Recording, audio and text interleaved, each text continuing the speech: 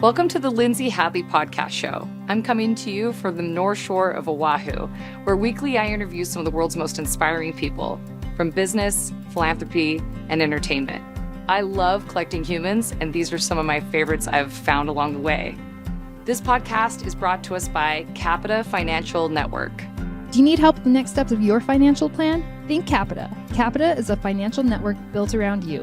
They have a team of financial advisors, CPAs, estate attorneys, Medicare providers, and Social Security experts to help you accomplish your financial goals. Call or schedule a complimentary consultation at 801-566-5058 or visit their website at capitafinancialnetwork.com. You can also check out their financial education podcast, The Financial Call, available on Apple, Google, Spotify, and YouTube. Hi, Cydni. Welcome to our show. We have Cydni Tetro, who's the CEO of Brandless, here on our show today. And you like to go by Cyd, is that right? That's what most people call me. Oh my gosh. Well, Cyd, thank you so much for joining us today. I'm so excited to have you on as just a fearless female leader to share a little about your incredible background and what you're doing currently as in your new position. So Cyd, do you mind sharing with our audience your story? I'm so excited for them to hear from you. Yeah, absolutely. You know, I kind of view myself as a technologist, but kind of a storytelling technologist. I have spent my entire career in technology, my undergrad's in computer science, and I've really had these themes in my career of how do you drive innovation, how do you tell stories and acquire customers, and how do you become about something with a higher purpose that's mission-based. And so, today I'm the CEO of Brandless, which is a wellness platform that's very much focused on the better for you aspects of products and technology underneath it. Prior to Brandless, and I've been running Brandless for about 2.5 years, and it's been a phenomenal opportunity. Not only do we have an amazing team, we've acquired 6 companies during that time, and we've seen phenomenal growth inside of the organization, which is just really cool. And even in today's kind of economic uncertainty, we've been able to have a lot of great success. Prior to this, I spent a couple of years building another company in the digital storytelling space that we eventually sold to a holding company in the summer of 2020. I spent about 6 years at Disney, heading up technology, basically building technology businesses inside of Imagineering across the entire Disney ecosystem. I also, when I actually left Disney, we started a company where we could make you Iron Man. So we built a system that would scan your face and you could become a 3D printed action figure. And we partnered with Marvel and Star Wars and took those all over the country into the retail ecosystem. And then I spent some time on the B2B side. And along the way, one of the other initiatives that I've done that's kind of a thread through my entire career too is I started the Women Tech Council, really focused on how do we increase the number of women in tech. So my career has really been at that epicenter of technology and storytelling and being mission-based. That's so impressive, Cyd. And from my understanding, you just did the largest Series A investment round for a company that a female's ever led. Is that correct? In the Silicon Slopes of Utah. Yeah. So when we did a $118 million raise, which and we did it about 18 months ago, and it's the largest fundraise by a female-led company in Silicon Slopes. I will just qualify that and say, I want that record to be shattered by many, many other people. And it's one that needs to be in order for us to continue to fuel women into those leadership positions and building the next unicorns. Incredible, Cyd. So are you originally from Utah? I've been in Utah a long time. So I was originally born in Chicago, but I've lived here for a really long time. And even when I worked for Disney, I was based out of Salt Lake City. I was just going to ask that. Were you there in California or were you headquartered? That's amazing. So having grown up in Utah, I also am originally from Utah. And as a principal in my company, as a female, often as a C-suite executive in most positions and most situations I've been in, and board member and things like that, it's very common in Utah to be the only woman. It's changing though. And I'm curious, what do you think you've seen? And I mean, your efforts are amazing with Women's Tech Council, trying to encourage, especially in tech. I actually did launched my own tech company years ago, which by the way was a very expensive education. We weren't successful, but we learned a lot. And I mean, what was amazing was just I often was the only woman, and I remember feeling a little isolated. And it's changing so rapidly. And Capita Financial Network, where I now work, which is I'm the director of client relations and the sponsor of this podcast, we've deeply invested in women. We're doing all kinds of gatherings and experiences, retreats, events, and building an ecosystem of a community of essentially the good old girls club. I mean, we've got the good old boys club already well established, especially in the world of finance, right? And so I'm curious, like, what was it you saw that was like the impetus for that change? And what were the things you've seen that have really worked? And how have you seen that shape over the course of your career? If I look over the last 20 years, we have made a lot of progress. We still have a long way to go. I think one of the stats that continues to hold us back is we still only have 5% of executives in tech that are women. That number is probably still my most concerning number. Now, the landscape looks completely different. We have many more women on boards. We have a lot more women going into those executive positions. And I really think the impetus for change has been intention and a focus on the fact that when you have diverse teams with diverse talent around the table, that those companies and teams are performing better. So it's good business sense. You need all of the talent with diverse thinking. It's what makes us come up with great ideas. It's what allows our businesses to be successful. So that's just a baseline. And I think tech has really led the way in just expecting that that's what the business dynamics should look like. Yes. Now, there's a lot of complications still because the pipeline, right? We have fewer women going into, say, tech careers. We have fewer women who end up in management. We have a broken rung problem in early stage management. And then we only have so many executives. So we have to have a very concerted effort to continue to move that in order to make sure the pipeline is full for women in executive positions, all the way into board seats, and then all the way into starting their own companies, because you need that liquidity for women. You need women in those senior roles so that the generational wealth goes into their hands, which then fuels the next generations. It's just such a critical factor. And I think we still have a lot of work to do to move women up those ranks faster in order to change the dynamics that come because of those decisions. I mean, Sid, it's so cool to have this conversation with you because you're not just a woman in a leadership position and as a CEO in a company that is growing rapidly. You're not just a woman that has been disrupting in tech of all places, Disney, the most imagineering, magical place to be. But you actually have set this record and you're saying like, look, I've done the most that any woman's done so far. And like you said, I want to encourage more. But it's interesting. I'm a behavioral science major from my degree, and I kind of geek out on statistics. And as we look at the multivariate analysis for the economic disparity around women, it's actually quite more complicated than just gender bias. And that's been a very important thing, a nuance that the general public doesn't know. Whatever your political persuasion is, I'm a political moderate, looking at the facts instead of correlation or emotion or whatever, is really important. And what I've understood from all the research, it's pretty definitive. It's about 9, just under 9, probably in some places a little higher, up to 10% of the contributions for women having a pay gap, and the gender pay gap is actually gender bias. Most often, it's actually the types of fields that women choose, the ability that their ability to negotiate. Like women tend to be more agreeable, and you can ask whether that's nurture versus nature. I think it's probably a combination of both. Socialized, for thousands of years, women were developed where we couldn't in a fist fight and brawl win. So to be agreeable and use fawning in fight or fight situations paid off for us in tribal and communal dynamics and dynastic exchange, so that makes a lot of sense.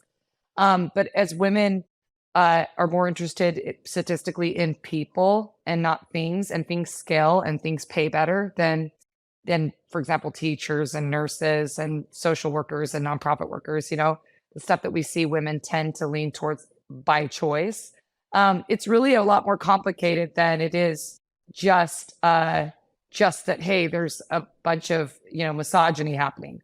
Although that's right. Also there. And it's like you want to address those things, but if you don't look at the holistic issue that a lot of women tend to be more relationally driven than career oriented, or a lot of women tend to have, in my personal opinion, a better sense about what's more important in life and pour into caregiving of children and parents and other things over external outcomes of achievement or whatever, so when you take the totality of what's on deck that's causing these outcomes, I think it's important. But I'd love your thoughts on any of that. Yeah, I think you're spot on, right? It's easy to always lump like all the problem into one bucket, but it's not. right? You aptly just pointed out, when you look at tech, women and girls have not chosen that field.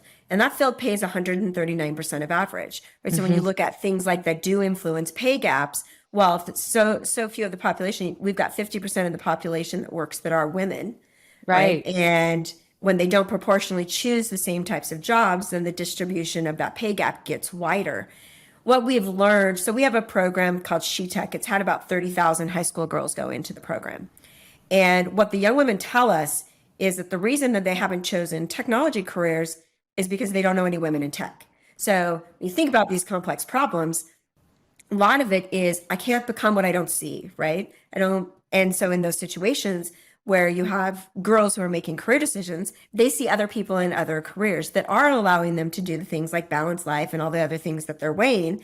And they don't see that they can actually have both of those in other careers. So they avoid them and they don't go into them, which then in turn just continues the dynamic that's at play. And what we find is when we give them role models and when we give them mentors, it changes their perception of who they can become and starts to change the pipeline. And I think that's generally true at all stages. The way you create more rapid change is you put people in positions of influence. You put people in positions to accelerate the changing dynamics for those people who are coming next, so that you can more rapidly accelerate them.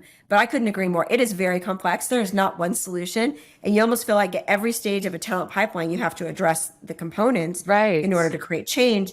And I think that the greatest kind of challenge that we all face is how do you make it go faster? If I look at our current trajectory, it's going to take us like 50 or 60 years Wow. in order to make the change that we want to see. We can't allow that to happen. So then it makes you reflect on, well, what are the impetuses for change that if we implement now could make it much more rapid for all women in order to allow them to move in? I mean, for the first time ever, we have more than 10% women in Fortune 500 companies. That's never happened before. Well, that's also a big statement about change that's happening, but acceleration that's also necessary. Yes. And what do you think are those levers, Sid? What have you found out, Sid, is worked in your efforts as a leader that employs women, but also running coalitions like the Women's Tech Council? I mean, you're literally figuring this out as you go, I'm sure, in many instances. But what are kind of the tried and true, like when you apply these things as a corporate leader, when you speak about this, what are kind of some great hacks or ways that people can be like, this is a tried and true way to increase diversity in leadership? Yeah, I mean, that too is a very complex question, right? So without giving an answer to every part of it, because so much of it is ingrained in culture, right? What those organizations are doing. But I would say that at the very core thing is organizations have to be intentional around wanting the change and then being willing to make sure that the stacks and the parts of the organization are aligned with allowing that to happen. And I generally think two things start to create acceleration. One is you have to be willing, which is a total culture shift, to make career promotions and pathways be less traditional and faster. So let's say in the traditional path, it was always taking someone like 15 years to get to an executive position or 20 years. Well, what would happen if we allowed people and gave them pathways that brought their skills up to speed faster, so that condensed to 7 years or condensed to 5 years, or we put them on accelerated paths? Well, what does that mean?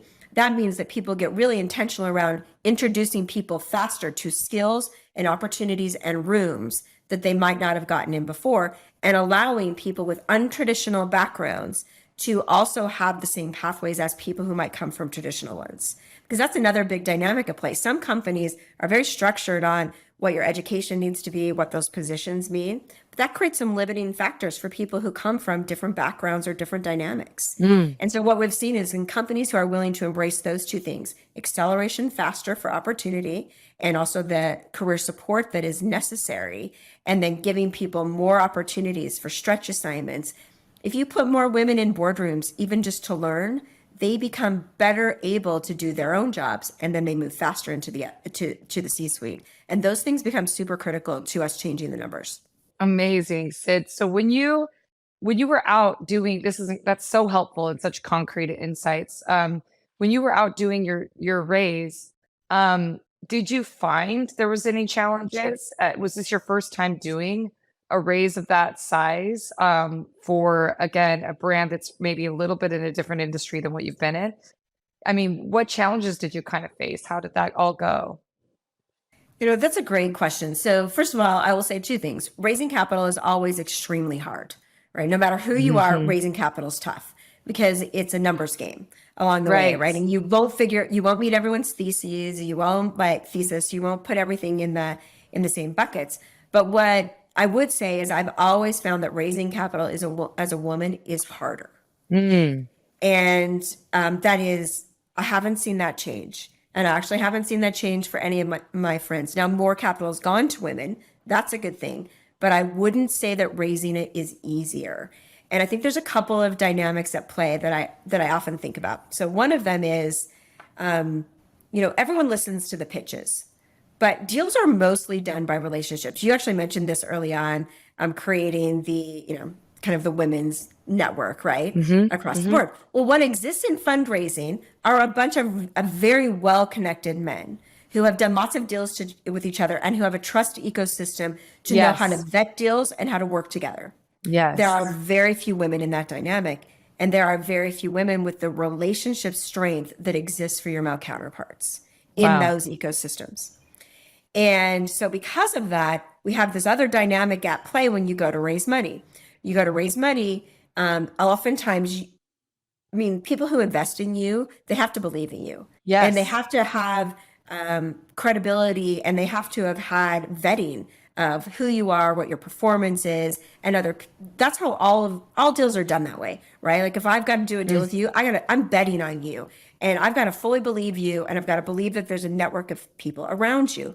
Women don't have those same networks because they haven't existed historically, and because there's fewer women in those seats that are raising capital. And so Wow. we think about how that whole dynamic has to play, like the whole thing has to rise earlier. And we actually have to find more creative ways to get those networks and trust in place so that more women get the capital coming to them and flowing in the same ways that it's flowing to our male counterparts. So it wasn't easier. I've never found it. I wish I could answer the question that it was easier this time than my previous times, but it's not. Mm. Wow. Cydni, that was so incredibly succinct and helpful to me because what you really nailed down for me, which I think I've experienced it, so I know what you're talking about viscerally, but you just said it so concisely. It's a speed of trust of relationship and the disparity in relationship because women haven't been at the table. So you're absolutely right. Like all of the outcomes I've ever had in business when it comes to raising money for either private sector opportunities or philanthropic, because my background's in social impact, it was relationship. Like at the end of the day, they're basically giving you a vote of confidence. They're saying, "Hey, I believe and trust in you." And this just goes to makes me think so much more about what we're doing at Capita is so critical. But I also was just sitting there where there are men in so many positions of power. There needs to be a transfer of trust equity onto women. And that has to be something that they value and care about. How would And you I think it almost requires this different way to think about it. Like the yeah. same way the trust networks might have been built for men, they might not be need they can't be built the same way. Mm. And so it always makes me step back and think about like, okay, yeah, so after a meeting, I hear the story all the time where people go in and they have great fundraising pitch meetings from some of my male counterparts that are raising money. And they're like, after the call, we'll get a call from the investor guys and they're like, oh my gosh, hey, we've got a couple tickets to the basketball game. Do you want to join us tonight for the game? And so Yeah. then they go to the game, and that's really where the deal's done. So now they heard your pitch, Yeah. they believe in you, the deal's done in a different way. Well, it doesn't equally translate all the time for that same call and invitation. And so Right. therefore the deals can't progress as fast. Oh, And so wow. how do we start to Yeah. think about those relationships? Well, we have to change like the way that we can create more trust and more strength in those relationships so that the deals accelerate for women at the same pace. Oh, Cindy, that is so helpful because as I'm sitting here thinking, a lot of these men, I think about the founder at Capita, Mike Littledike. He's amazing. And he's married to one of my dearest friends, Brittany, who's incredible. She trusts Mike. Mike has great boundaries professionally. There's nothing toward, but like, he's not going to invite a single woman to a basketball game with he has one seat next to him. That looks bad professionally. It's not appropriate. Like there's all kinds of, he puts these retreats on with men all the time, takes them on his private jet. They stay overnight at his at his ranch and they go shooting and hunting and fishing or whatever it may be. He can't invite a bunch of women. He's a married man, they're married women, whatever, they're single, whatever the dynamics. And especially in a world where we're addressing so much of the Me Too movement and inappropriate situations, no man wants to be seen as making certain passes or their intentions. So that's a scary position for them to be in when they can't do that. So you're making great points. It can't be done the same way. So how can they think differently? It's like, it's invite your partner or you and a friend or you and your, but then that, again, it doesn't allow the same. But then it changes the dynamics. It doesn't allow the same speed. Yeah. It Yep. doesn't allow it just be, hey, we're talking business. We're going deep. It's Exactly. really insightful. So what can we do with regards to that? Again, they've got to think more creatively. They've got to think in a different way. What do you recommend? And have you had men that you kind of want to put up as examples or doing it really well that you can share with us?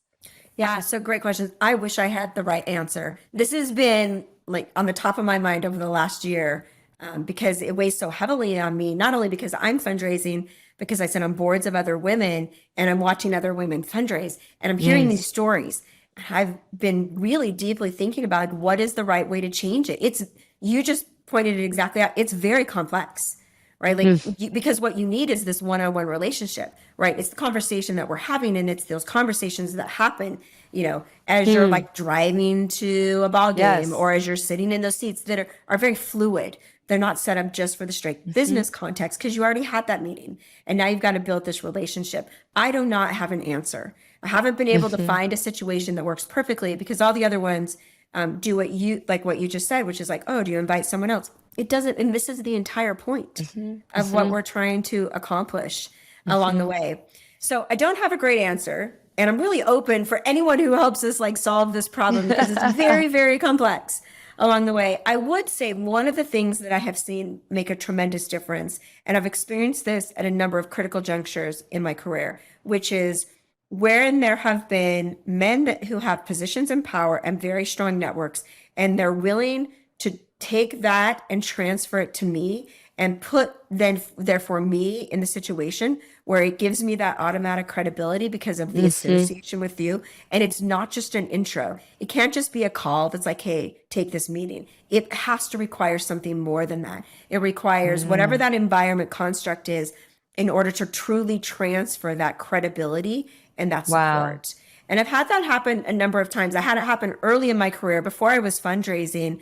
I worked for a guy named Darren Lee, and he was tremendous at allowing me to rapidly accelerate in my career and really not just being an ally, but like fully endorsing my capabilities and then putting me in the room when he was in the room and giving me the platform to lead out on whatever those situations were. He was the very first person early in my career that I started fundraising with, and he was willing to give me that platform. Like I remember being in one room where we went to pitch, and the person that we were pitching thought I was the secretary, and he was the one who helped realign that conversation.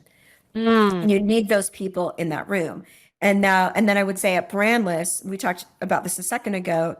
Brandless is our major investor is Clark Capital, and James Clark owns Clark Capital. And James has also done a phenomenal job about taking his relationships and his network and adding those to mine and helping lift that so that we could accelerate fundraising. And he's been very intentional about that.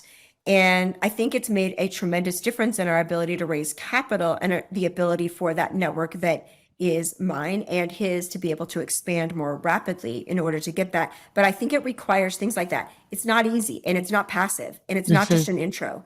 It has to be much deeper than that in order to transfer those relationships. Wow. This is such a powerful conversation that we're having, Sid. And I'm sure you have it often. I mean, you've been recognized as Woman of the Year, CEO of the Year, top 10 coolest entrepreneurs. I mean, you've had awards and accolades signaling kind of your thought leadership and you as an icon, I guess, today. And I'm so grateful for that legend because I know that does have a trust equity transfer to a lot of women. But I think that this conversation is so important because as I think I'm sitting here just feeling swollen with gratitude in that my mentors, I've had only male mentors in my career. And like meeting a lady like you right now, I have a new female mentor, kind of the first I've ever had in my career in a really tangible way. I've had lots of women I look up to or have relationships with, but I haven't had that mentor-mentee relationship. But so Cassie Myers, who's the COO at Capita and one of the partners, and like has been the only female executive in our company and one of the only female executives in Utah in finance, and she's just incredible. And I've learned so much from her, and I just have total, swoon level crush on your career. I'm looking at what you're accomplishing. It's so great. But what's so crazy is I'm sitting there thinking the men, because I've had several male mentors who've really poured into me and done what you described. Not only am I grateful for them, but I'm sitting there feeling so grateful for their wives.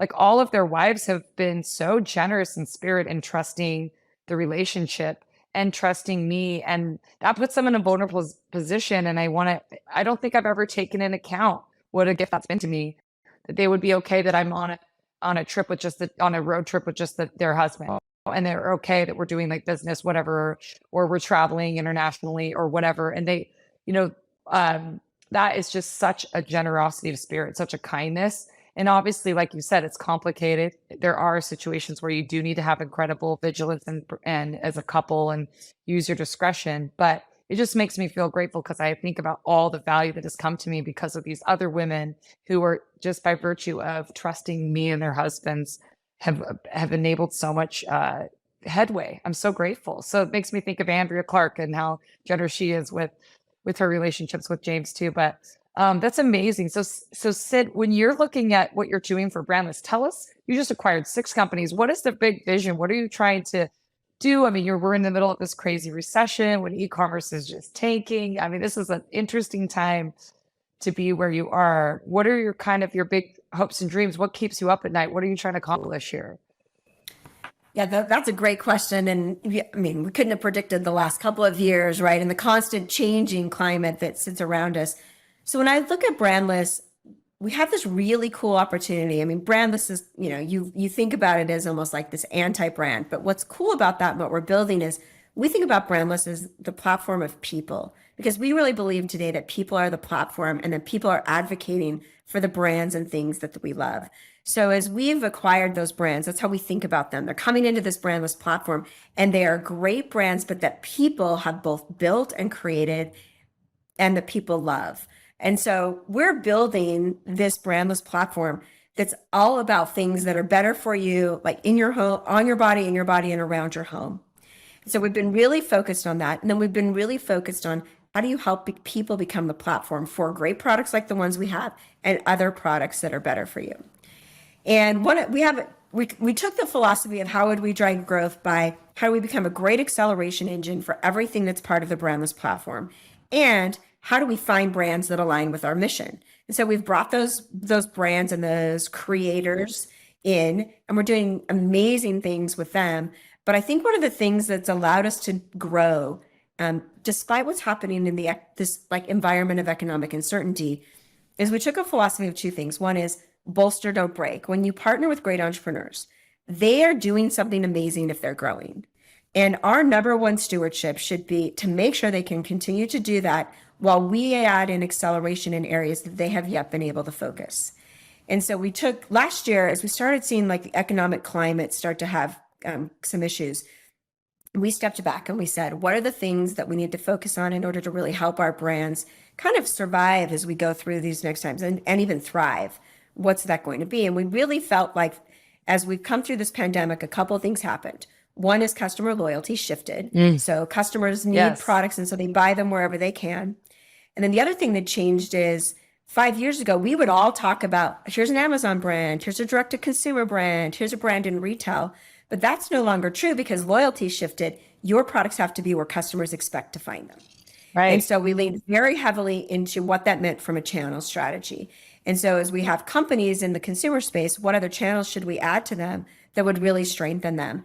And that has been a really powerful formula for growth because it allows us to, if you see any variation in any of the channels, you have other channels that are compensating for that or that are growing. And so this focus on channel mix has really led to a very strong portfolio and platform for growth as we've stayed really close to what the economics need to be in those businesses.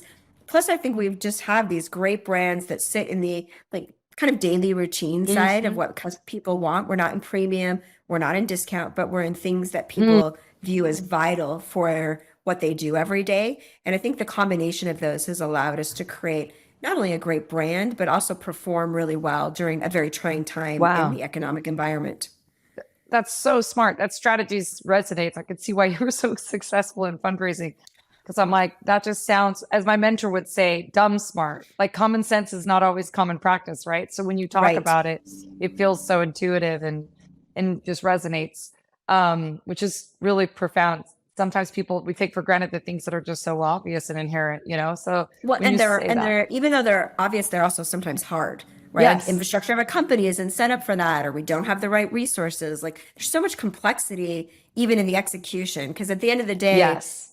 that's the strategy and how it maps into can you execute day to day. Yes, yes. So it's like you have to have the right thinking, the right thoughts, the right premise, and then do you actually have the caliber of talent to execute upon those things? Exactly.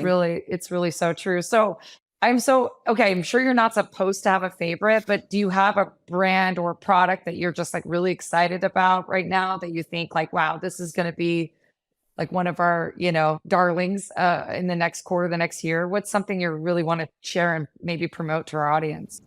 Yeah, totally. So I have a couple things that I totally love. And there's many things in the portfolio, but two that I'm always like, oh, it's so amazing. So one of the companies we acquired is a company called Ambrosia, and we have this product called Planta, which is a plant-based protein.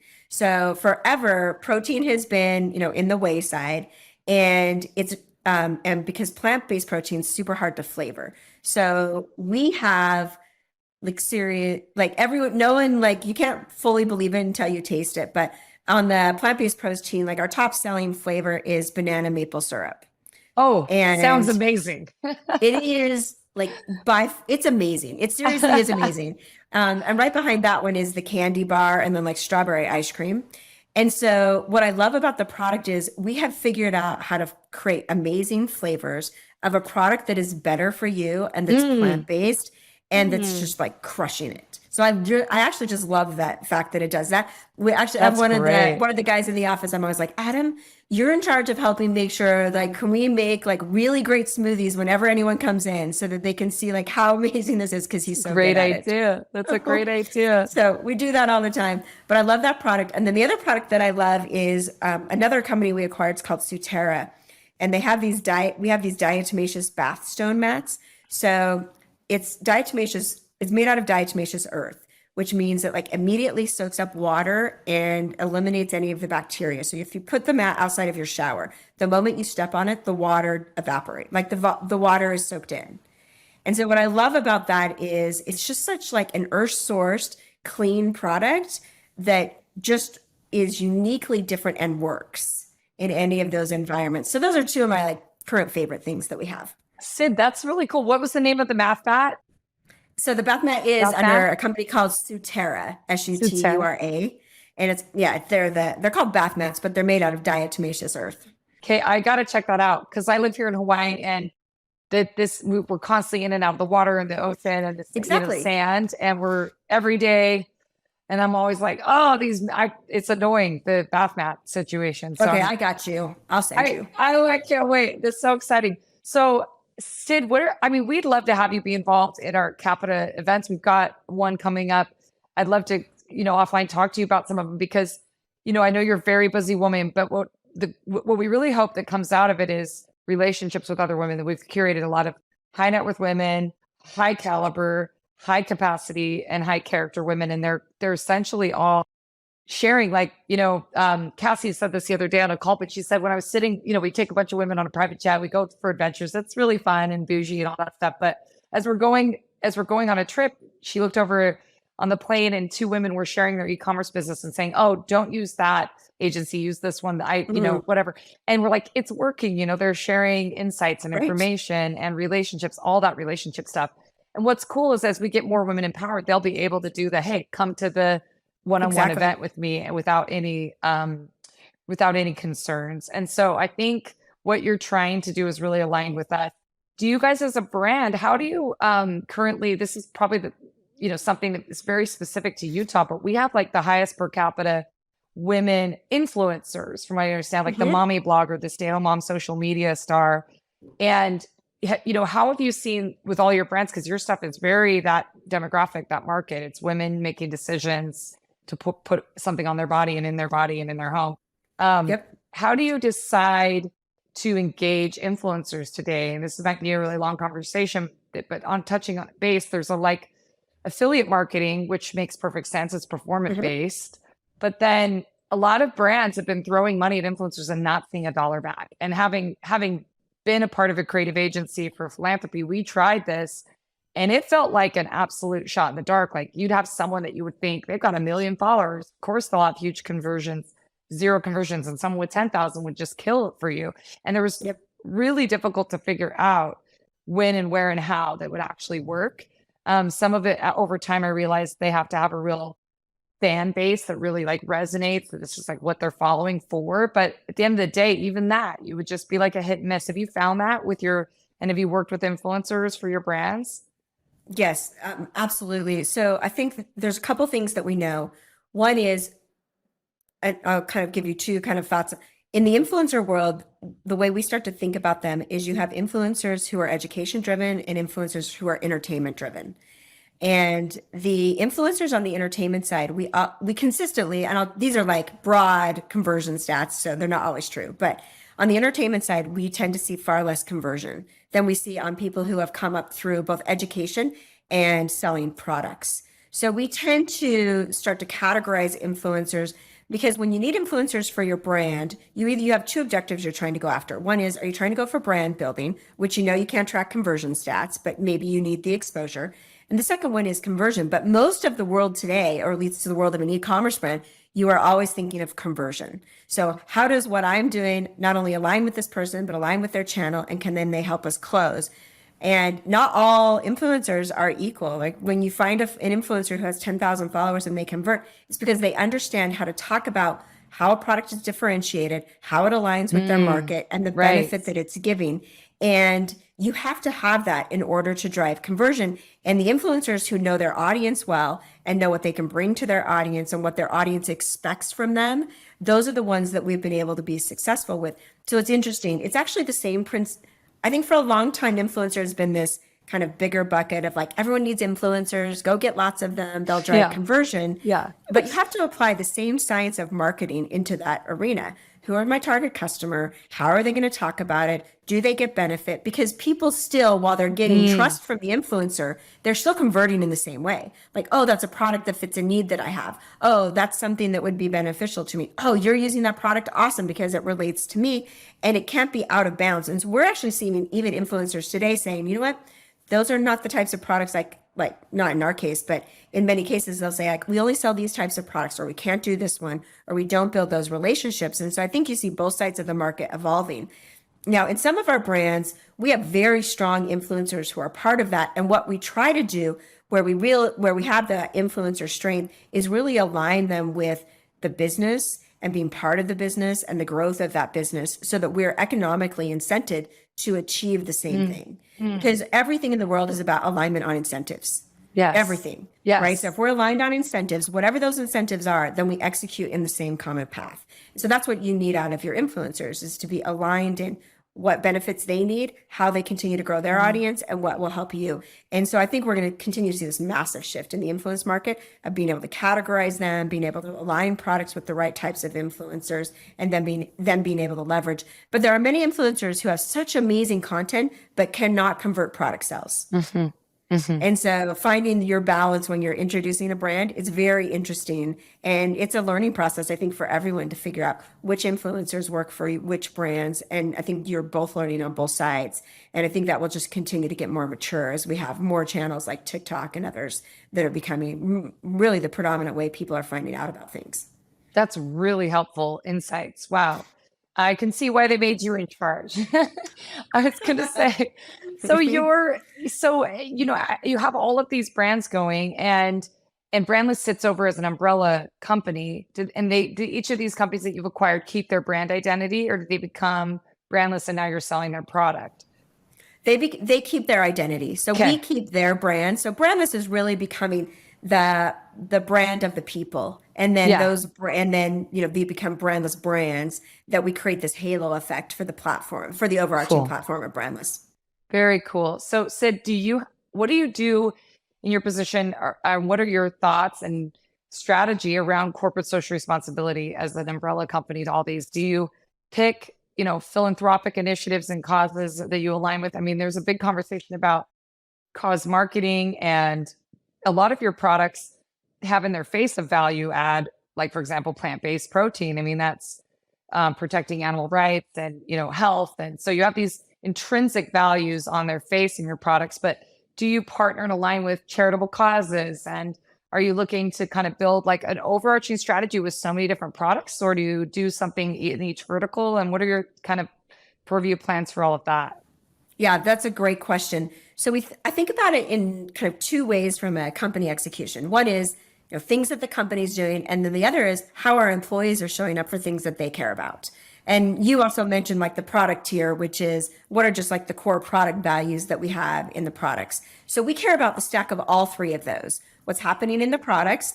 And all of our products end up in different continuums, but we're really intentional around like the plant-based protein. How are we doing things that are better for you? How are we making decisions around sensible sustainability so we still have the right economic equation for consumers, but we're also making a difference in whatever that right way is, whether it's product ingredients or a packaging or go to market. So we've got that as a core foundation. Then from a corporate perspective, we think all of the time about what are things that align with both products and our values that we can be helping. So for us, that showed up in a number of ways. Just a couple of examples. When the Afghan refugees were all coming in about a year and a half ago, they were coming in, and it happens that Utah took a ton of the refugees in, and they were landing in the airport, and they literally had nothing.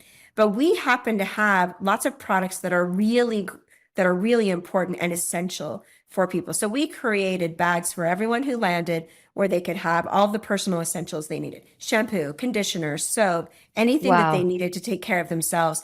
Or many of them came with babies, and we had a whole baby product line. So we also said, great, here's diapers and wipes and Wow. lotion, like those things that you need. So we try to find opportunities. We don't look at it and say, let's have one thing for the year. We look Yeah. at it and say, what are the places that we can serve? When the war in Ukraine happened, we happen to have a ton of organic pads and tampons. And so Wow. we sent containers of those on medical flights over to help the people there. Wow. And actually, on Saturday, I think we're helping with the next round of building a home for Habitat for Humanity. So we try to see the things that are happening. We actually have a partnership with the Convoy of Hope, which supports a ton of the homeless shelters around the country. And we Hmm. have a large donation that's currently going into them to help provide those personal essentials to those, because it aligns with our product, it aligns with what we care about, and it allows us to show up and really support the types of things we care. So we are always looking for those opportunities. We do them very consistently.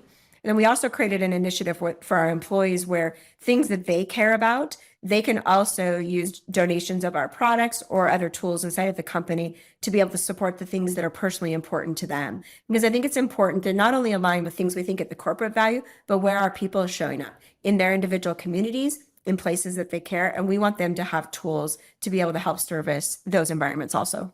Oh gosh, Sid, thank you so much for doing that. And to all of your shareholders and board members and employees for showing up this way in our communities. I hope you guys are telling that story well. I know there's like reticence to like show what the good you're doing because you're not doing it for that Right. reason.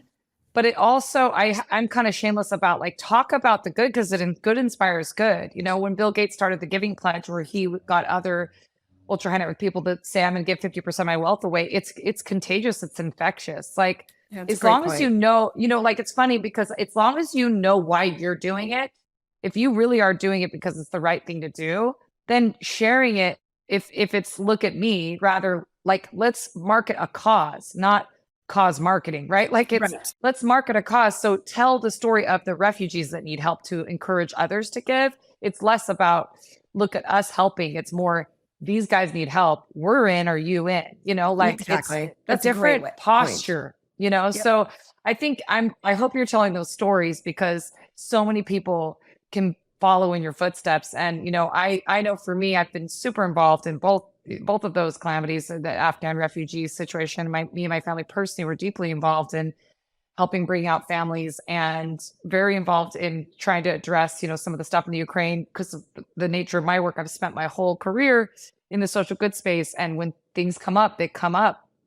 and you just got to show up the way you can, whatever capacity you can. It's what love dictates. But I think it's very amazing to me to see that at leadership that those core values trickle down. So this is kind of like a little shift because I know we're kind of right at the end of our interview, which thank you again for coming on the show. Oh, thanks for having me. You're such a delight. I'm so thrilled to have met you. But I feel like, to be in the leadership position you are, to persevere through your career, to take the kind of risk to innovate in whether it's, turning people into Avengers with 3D printing, or whether it's pursuing such an audacious goal with your dreams of Brandless. What are the core principles that guide you, or what is your why? Like, maybe that's a really esoteric big question, but maybe what are some of the things that like get you up every morning, that when you have a horrible exchange with someone, or have to fire someone, or falling out with a business partner, or a giant failure, these moments where you're like on your knees, begging to be out of the suffering that is honestly the cost of being a leader. I think most people don't realize the unbelievable quiet suffering. They see all of the, awards and the money and the articles, and you're on the board and the financial compensation, but they don't understand what you give up in your life to lead. And any good leader I know leads from an other-centric position. The best leaders, the most sustainable leaders, the leaders over time that actually see the most beauty, they really have love behind their hearts. But what is it that drives you, and like what's a little bit of where that comes from? Because I know it's not a small feat. Yeah, well, you're saying that list of things, I'm like, oh yeah, those are all true, right? Like all of those things exist for anyone, I think, in their career, right? You've experienced all those hardships, and it's easy to only see the good. I think for me, there's a couple things that I just like believe at my core, and one of those that drives a lot of what I do is that I believe that we have a responsibility with our talents to be able to make the world better. And that in doing so, it is also our responsibility to be an influence for good and open doors and pathways for all the other people around us. Sometimes it doesn't come with an economic return, and it doesn't matter, but it is what we're supposed to do. Like, we are here on this earth to help other people. And whatever place that we've been put into, it is our job to help other people become successful and for them to make an impact and a difference in the world. And for me, that also translates into, it's the same thing I want for my kids, right? I want my children to be in a world that's better than the world that I have, and also to be an influence for good, and also to use the talents that they have to help both the world and their families and their community become better. And I think they learn that by an example that they have in what I can accomplish and what they get exposed to. And so the combination of those two have really been a strong balance for me. There have been many times in my career where it's like, I can't take that job because it doesn't allow me to balance all the things that are important to me, including my family. And so I've felt many times where I'm like, do you know what? I probably took a hit on compensation or a financial return because I'm not willing to go do that thing because my priorities are just different. And for me, the balance of those two things are the things I still feel like every day I'm still balancing those things. Like, how do I do, what I'm supposed to with the talents that I have, and how am I doing the things that are right for my family? Oh, amazing. So you're a mother, you have kids?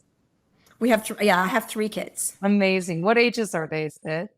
So my kids are getting a little older. I have a son who's 21. He's in college. He plays soccer in college. And then I have a high school son and a junior high daughter. Oh my gosh, so fun. You're just ahead of me in that curve. My oldest is 15. But yeah, those kids, I mean, they deserve medals too for all that they sacrifice when they have a working mom too.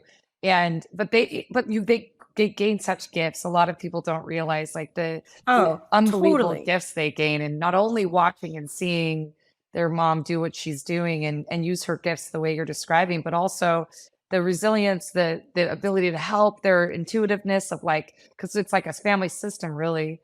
Absolutely. Yeah, I just see my boys, they're so incredibly agile, and their ability, they have a real grit to them because of all that they've had to navigate with the way that we've moved forward as a family. So anyway, Sid, it's been a lovely pleasure having you on the show. Thank you so much for being here. And thank you for all you're doing for women and women in leadership. And good luck with all of the future endeavors that you're pursuing right now. Thanks again. Oh, well, thank you. Seriously, thanks for having me. And thanks for everything you're doing to elevate women too. It's so critical that we have all of us are working together to make a difference. So thank you. Oh, incredible. Thank you. Do you need help with the next steps for your financial plan? Think Capita. Capita is a financial network built around you. They have a team of financial advisors, CPAs, estate attorneys, Medicare providers, and Social Security experts to help you accomplish your financial goals. Call to schedule a complimentary consultation at 801-566-5058 or visit their website at www.capitafinancialnetwork.com.